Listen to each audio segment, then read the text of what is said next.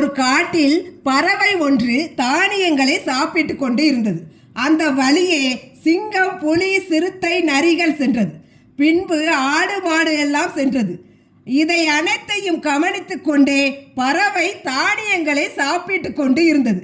அப்போது அந்த வழியே மனிதன் ஒருவன் வந்தான். பறவை உடனே பறந்து சென்றது. இது தினமும் நடந்து கொண்டேதான் இருந்தது.